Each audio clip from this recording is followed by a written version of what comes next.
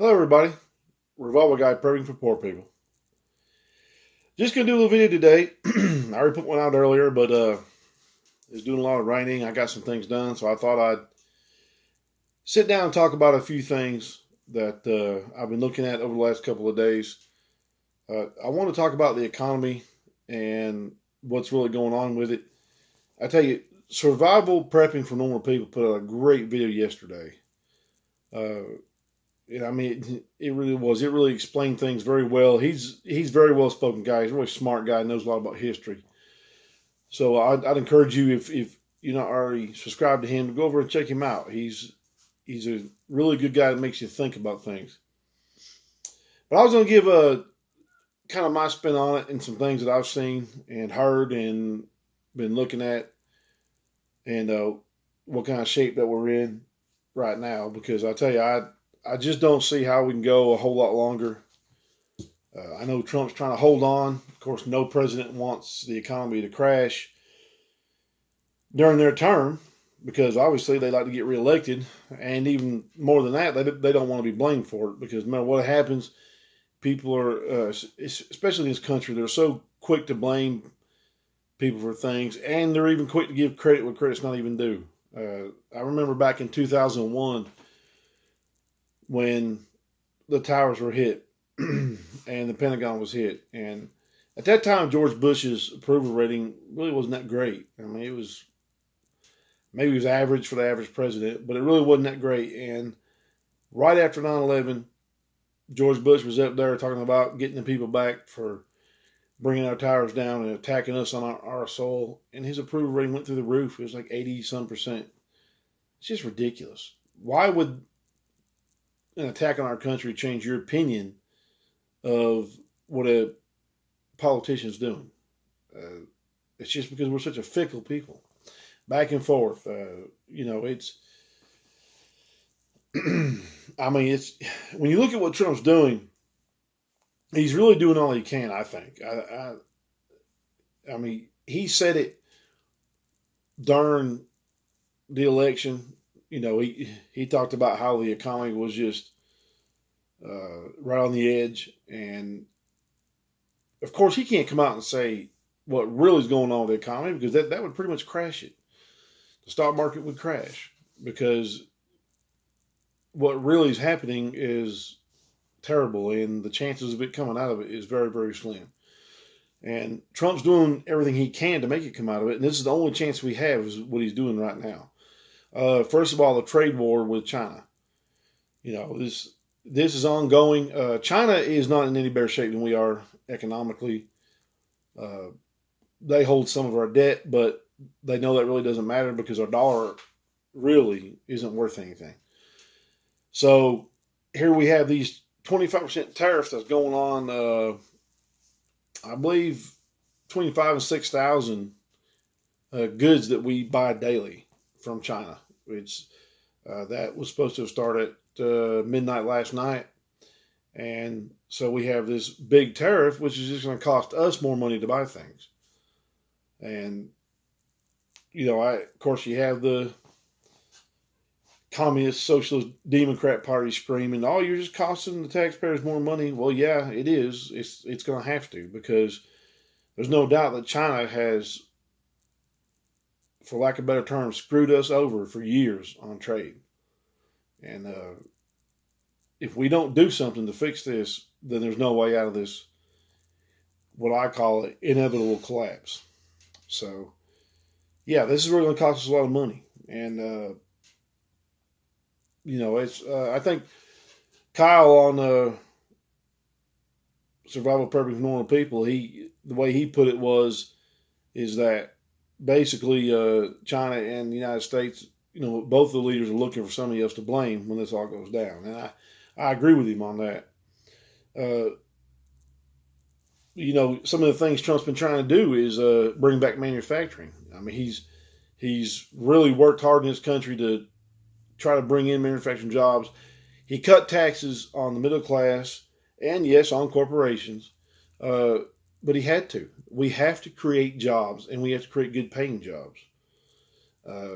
And that brings us into unemployment, which The numbers of unemployment are looking good. You know, the numbers are really low. I don't really buy that. I don't believe it. It's just too easy to manipulate the numbers.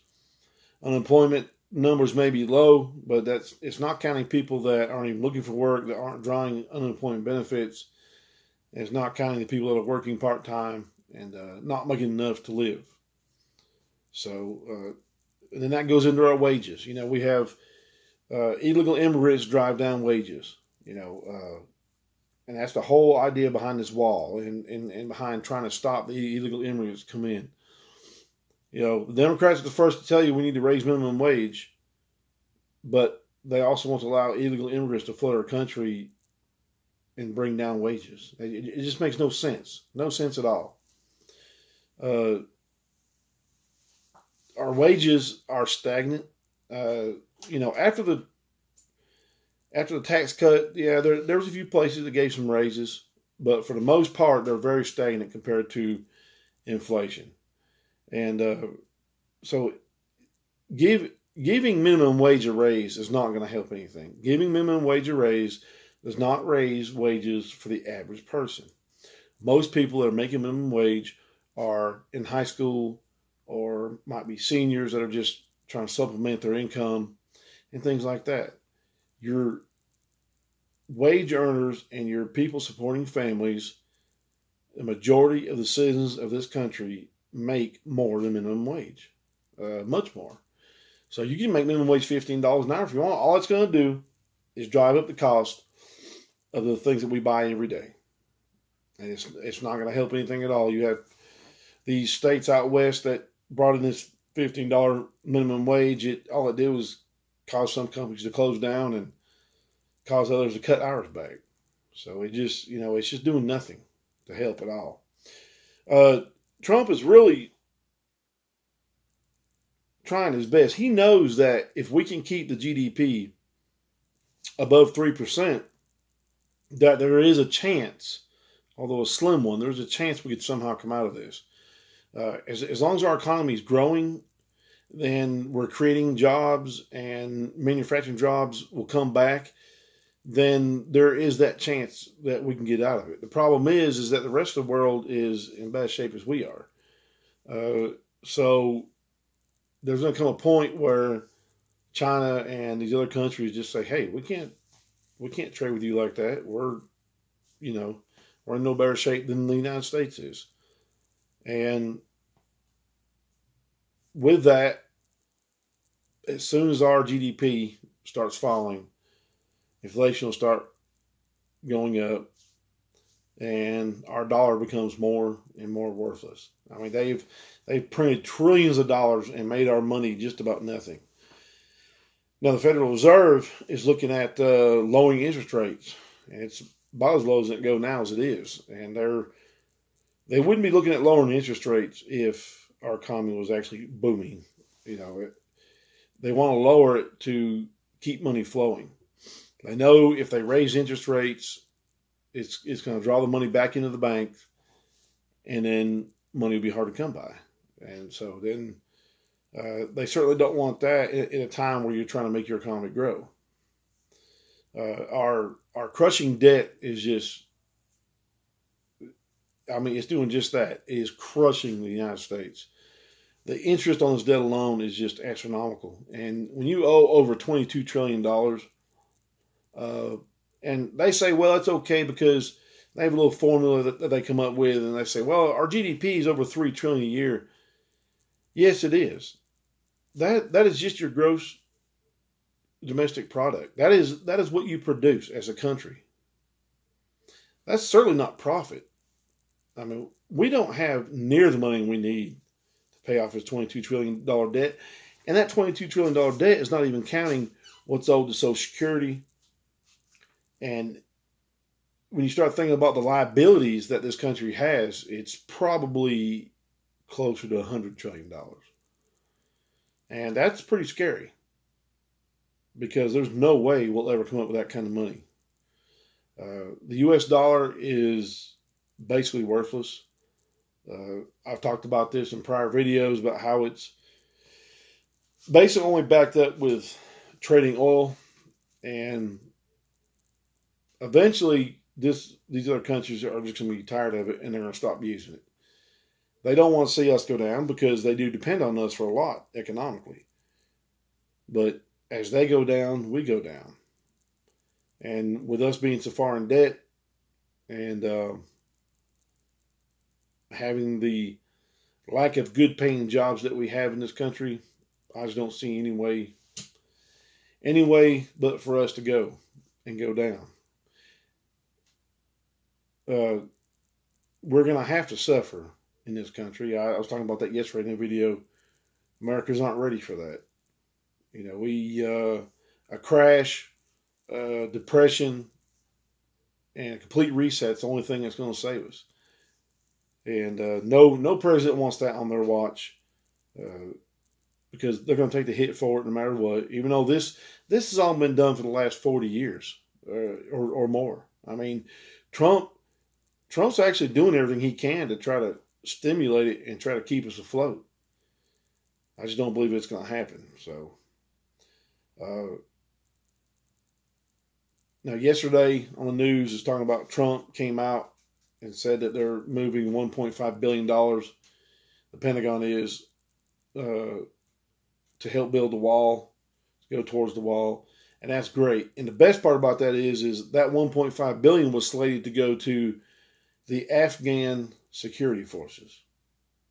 So I think it's great that Trump's taking that $1.5 billion from there and they're moving it over to do something that actually help this country. Because we have got to get, it's probably too little too late. I really believe that, but this wall should have already been up. We have so many illegals flooding the country. And I'm not talking about just people looking for work and people just trying to better themselves. It's not those people that will hurt us. It's the criminals. It's our enemies. Our enemy can walk right across that border and there's not a whole lot we can do to stop it. You know, it just,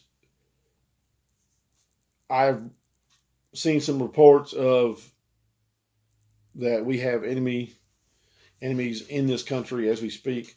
Of course, there are ISIS camps, ISIS training camps, and it's a whole lot more than just ISIS though. So the wall is very important. The Democrats are they're just playing their games because $5 billion to a country that spends trillions is nothing. I mean, it really is. So, and that just makes me think that these rhino Republicans and these Democrats they're actually just enemies to the United States of America. They're traitors. And they have sucked all they can out of us. And when the economy's ready to go, it's going to go. And they don't care. Because they've sucked so much out of it that no matter what happens to us, it's not really going to bother them. So get prepared every day that you can. You got some of these people running around telling you, buy these Bitcoins. It's garbage. I don't even fool with that. A little bit of silver, maybe. Something to trade with, especially if the economy goes and then begins to come back. But I tell you, folks, I spend most of my money, time, and effort on beans, bullets, and Band-Aids. Well, thank you for watching. Leave me a comment. Tell me what you think. And remember, all gun laws are unconstitutional.